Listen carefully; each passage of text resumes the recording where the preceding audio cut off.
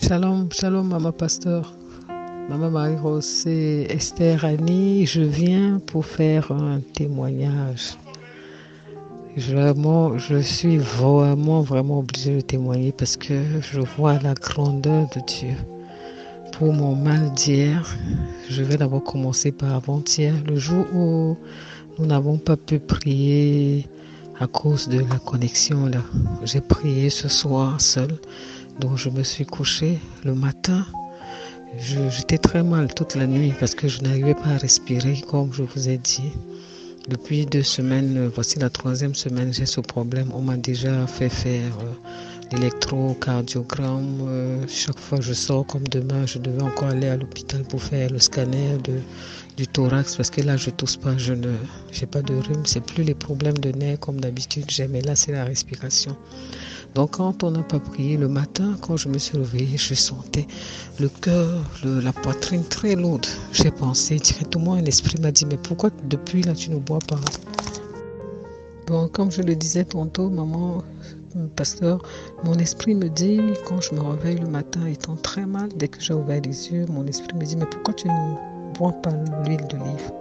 Parce que depuis que j'ai commencé à me sentir mal, j'ai même pas pensé à l'huile d'olive.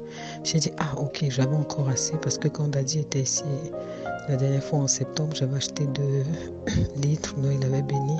À chaque fois, j'ajoute de temps en temps un peu dedans pour que ça ne finisse pas. Donc j'ai pris une cuillère à soupe, j'ai bu.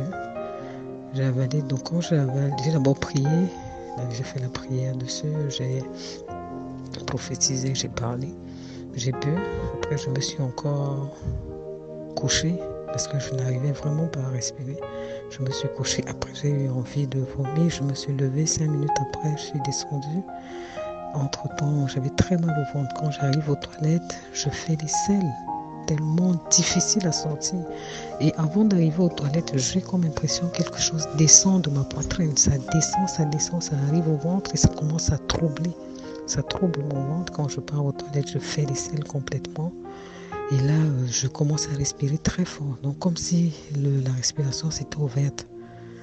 Donc là, j'étais tranquille. Je me suis un peu reposée. Après, je suis revenue dans mon lit me coucher. Là, je me suis sentie bien jusqu'au soir. Toute cette journée, je me suis sentie bien jusqu'au soir. Vers 18h, ça a encore recommencé. J'ai commencé à avoir très mal à la poitrine, comme d'habitude, et ça me serrait. Comme si on veut m'arracher le cœur et tout. J'ai dit, mais qu'est-ce qui se passe encore? Je suis encore allée me coucher. Et quand je me suis couchée, le sommeil m'a pris. C'est comme ça que je me suis sentie très mal jusqu'à 22h. Vous avez essayé de rappeler parce qu'on s'était donné rendez-vous à 22h30. À 22h30, je ne pouvais même pas bouger, donc je n'ai pas entendu sonner. Heureusement, vous avez insisté. On s'est eu à 23h. Et quand on a commencé la prière, je ne pouvais pas vous dire que je me sentais très mal, donc je voulais vraiment qu'on prie. Et là, heureusement, vous m'avez dit, bon, je prie et vous m'écoutez. Je dis oui. À un moment, je n'arrive pas à respirer. Au même moment où vous êtes arrêté, vous dites, qu'est-ce qui ne va pas? Il y a un problème. Qu'est-ce que vous ressentez? Je dis, je n'arrive pas à bien respirer. Je me dis, ok, parce que je vois comme si votre esprit est fermé dans une bouteille. Et à l'instant où vous étiez en train de dire ça, comme si j'étais étranglée. Donc, j'ai plus voulu parler. Je disais seulement oui, maman, oui, maman. On a prié jusqu'à la fin, plus d'1h30. Et là, j'étais tellement, au fur et à mesure que la prière avançait, j'étais très mal. Je n'arrivais pas à respirer jusqu'à la fin. Après, on s'est parlé. On a dit, on s'est séparés. Je n'ai pas voulu vous inquiéter encore plus. Je me suis couchée. En me couchant, l'esprit me dit, où est le manteau prophétique? Je dis, ah Seigneur, je n'ai même pas pensé au manteau prophétique. J'ai pris le manteau prophétique, j'ai mis à la poitrine, j'ai bien serré, j'ai pris en haut, qui me tient bien, j'ai fermé. Je me suis couchée. Je me suis endormie jusqu'au matin. Je n'ai eu aucune douleur, aucune autre douleur jusqu'au matin, à 6h du matin.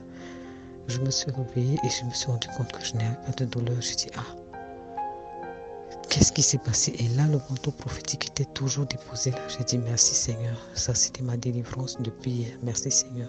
J'ai encore pensé à l'huile d'olive, j'ai rebu. Ça m'a refait le même effet que l'autre jour. Quelque chose descend du ventre.